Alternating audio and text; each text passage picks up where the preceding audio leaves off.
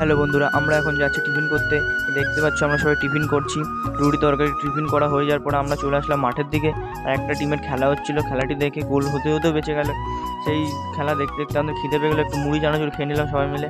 তারপর আমাদের ম্যাচ ছিল সেকেন্ড রাউন্ডের খেলা। আমাদের খুব ভালোই খেলছিলাম আমরা, কিন্তু গোল সংখ্যা 0-0 ছিল।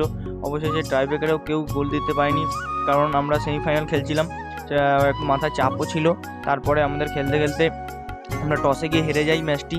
তারপর আমরা টসে গিয়ে হেরে গিয়ে আমরা হালিশহর থেকে ট্রেন ধরে চলে আসছি, দেখতেই পাচ্ছ, কারণ আমরা হেরে গেছি। এসে শ্যামনগর স্টেশন থেকে নেমে আমরা বাড়ি চলে আসলাম। হ্যালো বন্ধুরা, আমরা এখন যাচ্ছি টিফিন করতে।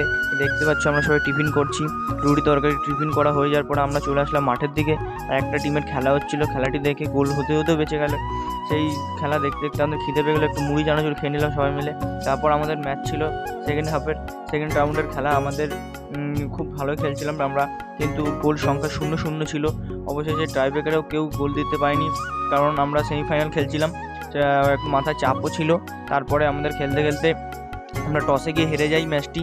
তারপর আমরা টসে গিয়ে হেরে গিয়ে আমরা হালিশহর থেকে ট্রেন ধরে চলে আসছি, দেখতেই পাচ্ছ, কারণ আমরা হেরে গেছি। এসে শ্যামনগর স্টেশন থেকে নেমে আমরা বাড়ি চলে আসলাম।